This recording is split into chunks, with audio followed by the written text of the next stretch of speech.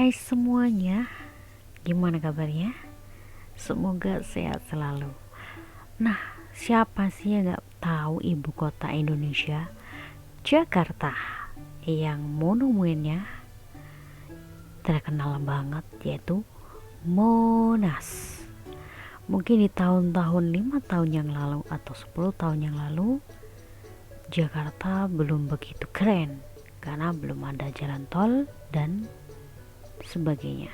Tapi sekarang setiap sudut, setiap kota sudah menjadi ibu kota terkeren untuk tahun-tahun. Gini-gini gue juga pernah loh kerja di Jakarta. Pernah juga jadi anak kota.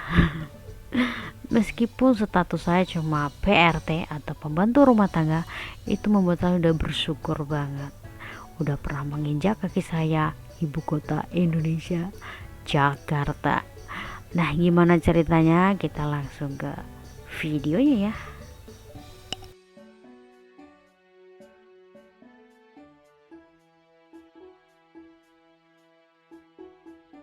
Pokoknya bosku gitu super duper api tenan. Pokoknya mantan bos terindah yuk di Jakarta wi, Mbak Ela. Assalamualaikum warahmatullahi wabarakatuh. Hai semuanya, gimana kabarnya? Semoga hari ini dalam keadaan sehat walafiat. Yang belum sholat silahkan sholat dulu, dan yang sakit semoga penyakitnya diangkat oleh Allah Subhanahu wa taala dan diberikan kesembuhan. Amin ya robbal alamin. Nah, ini untuk video selanjutnya atau video yang ketiga, video curhat lah ya, atau part ketiga. Nah, ini aku menceritakan lagi kisah saya ya. Yang baru gabung, halo, apa kabar? Nah, yang baru pertama kali lihat videonya, biar kalian itu enggak bingung, kalian boleh lihat yang part pertama dulu atau video pertama, baru video kedua, baru video ini ya, biar kalian enggak bingung gitu. Nah, ini selanjutnya ya, gini aku banyak banget yang aku potong-potong, enggak aku selesain, maksudnya enggak saya ceritakan secara detail. Karena kalau saya ceritakan secara detail mungkin memerlukan waktu yang sangat panjang dan membingungkan. Nah, semua orang tuh pasti punya ya masa lalu, kenang-kenangan masa lalu, ataupun cerita-cerita masa lalu, masa dia kecil hingga tumbuh dewasa dan hingga sekarang gitu ya. Tapi yang ini yang saya ingat-ingat semua ya, tapi aku nggak bisa harus mengingat secara detail dong. Gimana sih aku pertumbuhannya dulu, perkembangannya dulu, masa-masa remaja dulu, aku kurang begitu detail karena ya wis tuwa mungkin yo. Nah, iki langsung wae yo. Dari aku metu kerja ning PT, dari aku keluar kerja ke PT, bingung itu nganggur. Nganggur itu ada 2 minggu di rumah nggak kerja. Terus ada tetangga pulang dari Jakarta nawarin pekerjaan. Nah, disitulah saya diajak kerja ke Jakarta, kerja di Jakarta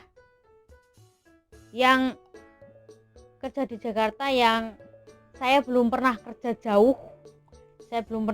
jauh, ditawarin tetangga saya kerja di Jakarta. Aku bingung banget di saat itu disuruh ditawarin kerja di Jakarta karena aku nggak punya ijazah cuma SMP. Kerja di Jakarta tuh kerja apa gitu kan, biasanya kerja di pabrik ditawarin kerja di Jakarta. Terus aku tanya sama tetanggaku, di Jakarta kerja apa gitu kan, kerja itu PRT. Aku bingung lagi, bukan masalah bingungnya itu apa ya, nolak apa gimana kerjaan, enggak. Saya itu orangnya selagi itu pekerjaannya halal dan saya bisa mengerjakan, kenapa enggak. Saya tuh orangnya enggak mau yang namanya nganggur. Saya tuh enggak suka namanya pengangguran. Saya tuh harus bekerja. Walaupun itu pekerjaan yang dibilang remeh, itu aku selalu begitu. Aku harus bekerja gitu. Nah, akhirnya dijelasin PRT-nya gimana, gampang kok, enak, kerjaannya gampang, enggak berat, ringan banget gitu kan. Nah, masalahnya di sini tuh aku nggak bisa masak. Di waktu itu aku nggak bisa masak. Ya bisa mungkin, paling ya apa ya, namanya masih umur 17-18 ya. Jadi pekerjaannya itu masaknya itu ya di rumah ya ala kadarnya gitu, tapi untuk masakan spesial kayak rendang dan sebagainya dan kawan-kawan aku kan kurang kurang begitu mahir, mana apalagi sama orang tua kan nggak diajarin masak-masak kayak gitu, biasalah masakan kampung paling apa ya kan. Nah akhirnya aku itu nggak pamitan sama orang tua, itu nggak pamitan sama mama, nggak pamitan sama bapak. Nah aku kemas-kemas besoknya, kita ketemuan di Panjang zaman dulu tuh, kalau enggak jalan ke Panjang gitu. Mungkin buat teman-temannya udah pada tahu ya, Panjang kalau Lampung itu pasti daerah Panjang tahu semua, atau di mana ya, sebelahnya Kalibalok gitu, atau kalau enggak Raja Basah, pasti kalian udah tahu semua ya. Nah di sana adalah tem-teman dimana kita menunggu bis tujuan ke Jakarta. Itu cukup lama banget, ada 1 jaman lebih nunggu bis itu. Nah setelah itu udah dapet bis, perjalanan antara Lampung dan Jakarta itu sekitar memakan waktu 1 hari. Nah berangkatnya pagi sampai di tempat tujuan itu setelah Isya. Iya, saya Isya apa bar maghrib ya, lali aku, lali lupa ingat saya, pokoknya 1 hari lah. Setelah itu udah sampai sana, bingung lagi, kok rumahnya kecil bosnya ngono kan, dalam hati tapi nggak nyeplos, kok omahe bosku cilik, lah aku kerja ngopo iki, aku kerjanya ngapain kok rumahnya kecil. Nah, itu bosnya belum ada, itu bos perempuan belum ada ya, aku salaman sama bos cowok terus anak-anak buahnya gitu kan. Terus nggak lama kemudian bos ceweknya dateng salaman sama saya, terus nggak lama aku diinterview namanya siapa, pernah kerja di mana, pengalaman pekerjaan gitulah. Aku jawab lah, aku namanya dulu itu namanya dikenal namanya Eli lucu ya, nyawane gede-gede, biasalah zaman biar lah, zaman dulu tuh kalau kerja di Jakarta itu pasti namanya itu diganti-ganti guys, kurang ngerti ya.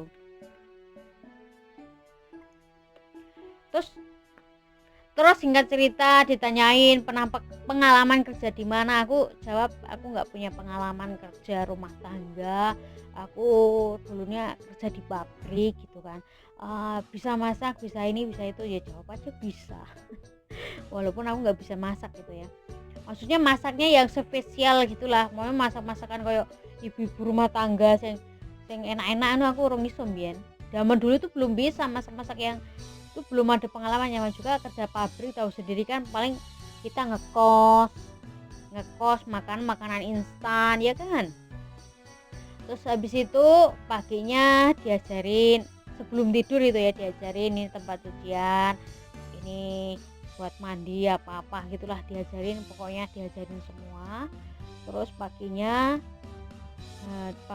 kalau malam kamu nyuci, nanti pagi kamu tinggal jemur gitu kan. Maksudnya kalau malamnya kita nyuci, paginya itu kita jemur, maksudnya kita suruh cuci itu malam. Nah setelah itu paginya aku diajak bosnya itu ke pasarnya belakang rumah, deket banget. Nah di sana tuh enak banget loh, itu kalau nggak salah Jakartanya Pondok Ungu, kalau inget zaman kerja kepengen kesana lo main gitu, silaturahmi lah sama bosnya gitu. Soalnya kenangannya tuh banyak banget, kenangan indah.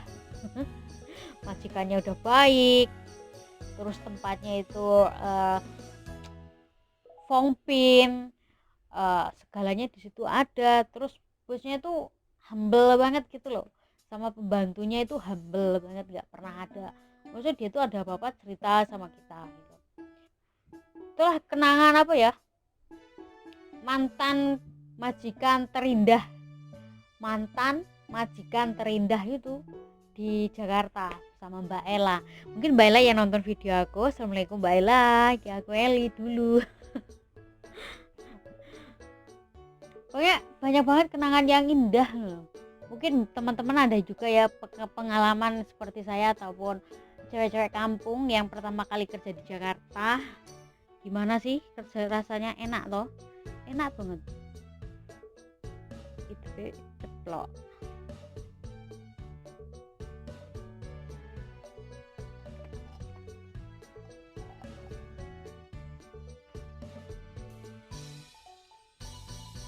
Nah lanjut lagi, selain majikannya enak, kemana aja majikan pasti aku diajak.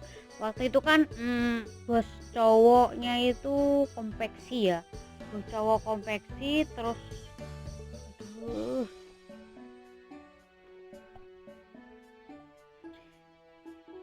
nah aku tuh suka banget di sana ya di Jakarta, apalagi majikannya udah baik, kemana-mana diajak. eh, Misalnya dia tuh meeting ya, meeting ataupun ketemu klien, ibaratnya ketemu klien atau ketemu apa ya, ketemu kayak apa ya, kayak bos-bos gitu, mesti aku diajak. Temennya tuh TNI, polisi-polisi gitulah, itu diajak di GOR. Mungkin buat teman-temannya yang kerja di Jakarta pasti tahu ya lah GOR. GOR itu tempat anak-anak main voli, latihan voli, kayak pokoknya gede banget lah. Itu pertama kali saya pengalaman kerja di jauh dari rumah, yaitu di Jakarta, dapat bos yang super oke, duper duper oke. Terus bosnya itu humble banget, pokoknya mantan bos terindah lah pokoknya, is the best. Namanya Mbak Ella, mungkin Mbak Ella yang nonton video aku, assalamualaikum lah ya, siapa tahu nanti ada rezeki bisa main lagi ke Jakarta, silaturahmi ya. Nah itu udah setahun setengah aku di apa ya, ditakoni atau ditanya ya, gimana Eli, betah nggak di sini gitu. Alhamdulillah betah Mbak, baik, sayang, pokoknya enak banget lah.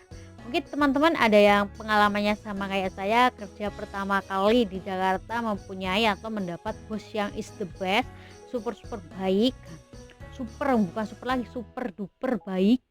Itu pengalaman saya pertama sekali kerja jauh di Jakarta yang apa ya, bosnya itu super duper humble, pokoknya humble banget lah pokoknya. Kalau keinget tuh pengen lagi loh kerja di sana, enak. Katanya sih dengar-dengar sekarang udah sukses. Pak Tonya itu namanya Pak To ya, Pak Tonya itu sekarang jadi lurah, terus punya rumah lagi gitu. Pokoknya sekarang tambah sukses lah majikan aku yang dulu itu di Jakarta ya. Semoga tambah sukses rezekinya gitu. Suatu saat kalau aku ada rezeki bisa silaturahmi di Jakarta.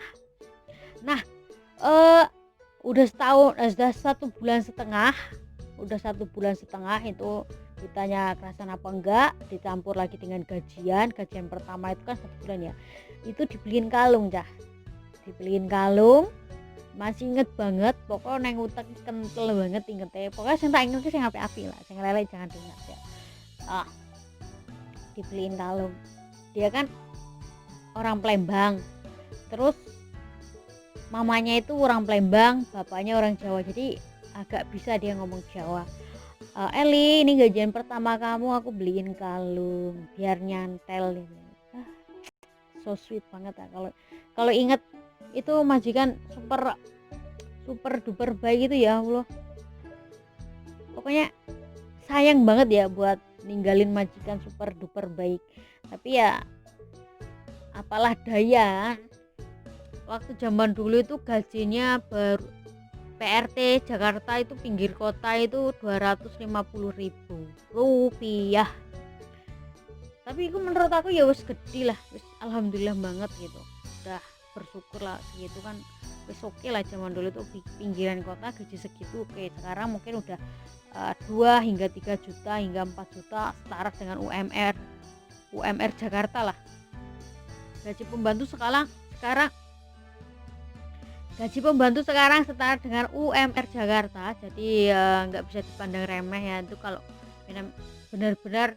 benar-benar majikannya baik sih. Kalau ya nggak semuanya kayak gitu, mungkin ya antara 3-4an itulah.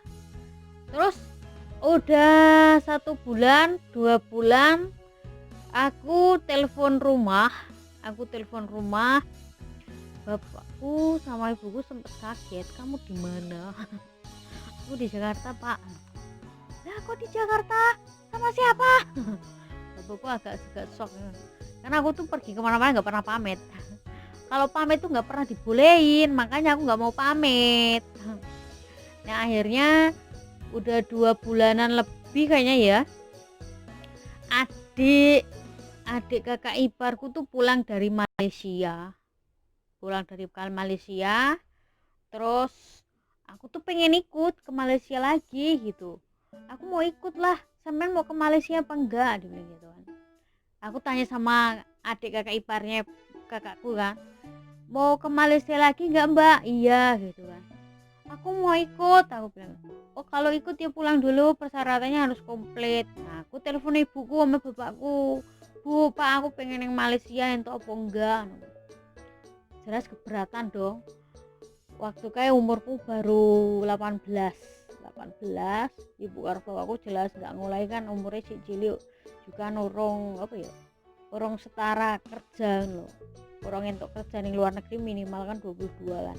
Aku 18 tahun itu udah mendaftar ke Malaysia, tapi problemnya itu posisi aku masih di Jakarta ya, masih di bosnya Mbak Ella itu tadi.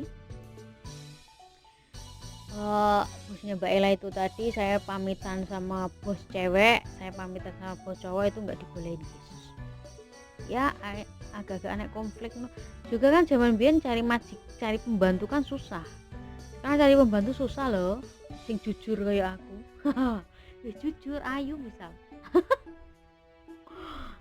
ya agak eyel-eyelan titik lah, tapi kan aku harus, maksudku aku tuh harus, pengalamanku tuh kurang, cuma segitu-gitu aja tuh kurang, kurni Jakarta tok tuh kurang. Akhirnya aku yo ya carane ben dientokne aku metu teko majikanku ku mau, teko Mbak Ella ku mau, meskipun hatiku abot, Mbak Ella ku wis apik banget, wonge apik, humble banget, pokoknya gak bisa diungkapkan dengan kata-kata lah. Kayak tak pamit iki ya denene rada-rada kepiye ngono. Tak pamiti lek aku pamit sama bosku toh, Mbak Ella aku mau pulang, aku mau kerja ke Malaysia. Dia jawabnya gimana? Nganter nyawa kok jauh-jauh, dia bilang gitu. Masih ingat aku, dia bilang kayak gitu, nganter nyawa kok jauh-jauh. Sama bosku cowok juga nggak dibolehin lah, tapi aku tetap kekeh, aku harus kerja ke Malaysia karena pengalamanku kurang lah, masuk kuning Jakarta tok kan kurang happy. Aku tuh pengen yang apa ya pengalamannya agak-agak jauh gitu kan, pengalamannya cuma di situ-situ aja kan, otakku gunung-gunung tok loh. Bukan berarti aku nyari duit nih, bukan, aku cari pengalaman yang lebih oke, yang lebih bagus, yang lebih banyak. Soalnya lah wong akeh pengalaman, karena podoe dhewe itu banyak ilmu. Jadi aku gimana caranya bisa keluar di majikan itu ke Mbak Ella.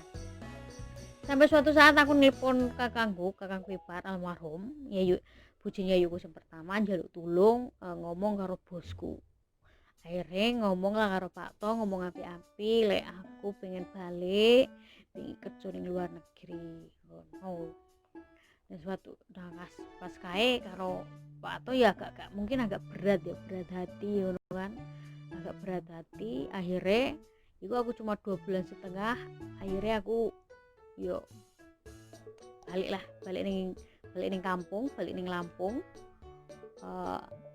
Yang pertama kali aku perjalanan jauh dewean sendirian, tapi aku ditupake bis sing mungkin saya bisa serene sih, sing cuma satu jurusan, jadi nggak transit gitu loh, cuma satu jurusan. Pokoknya bosku gitu super duper api tenan lah, pokoknya mantan bos terindah yuk di Jakarta wi, Mbak Ella.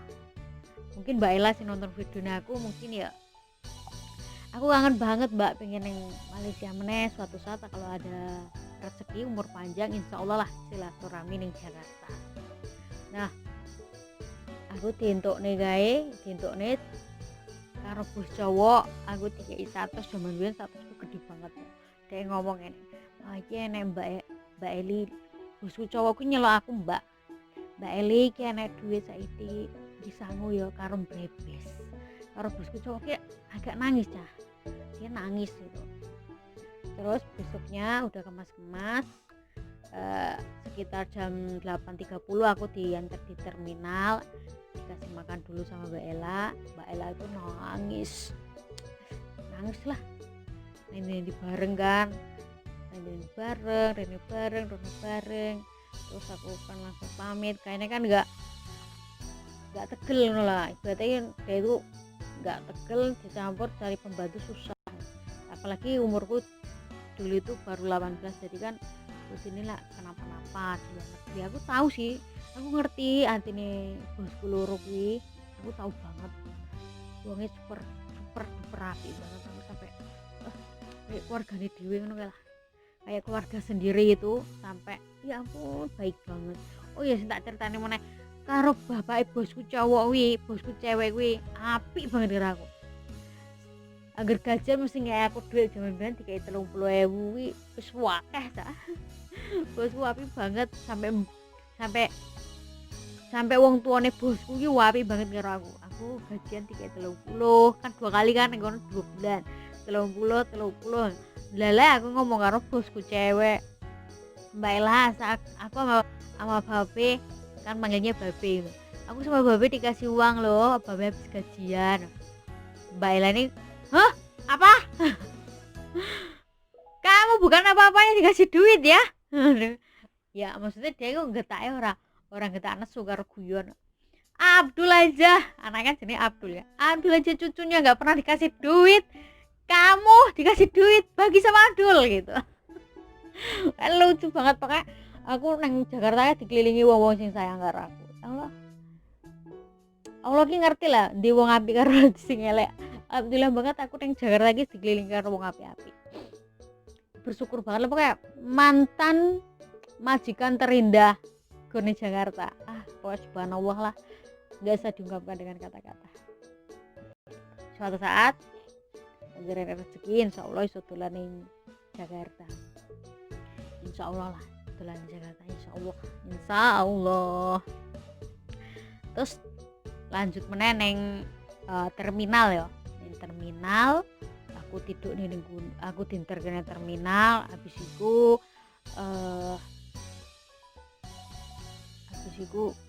aku dicolne wis bisa teko kae elang rangkul aku. Ya Allah, aku aslinya aku ora tegel. Aku ora tegel ninggal ke bosku sing super berapi. Tapi piye meneh demi cita-cita ya kan, demi cita-cita, pengalaman dan memperbaiki perekonomian lah ibaratnya. Akhirnya aku balik ning Lampung. Berangkat jam 8.30-an lah itu kayaknya, atau jam berapa lah lupa. Sampai Lampung jam 8 malam, dijemput di Kalibalok. Mungkin buat teman-teman Lampung tahu lah Kalibalok itu mana ya.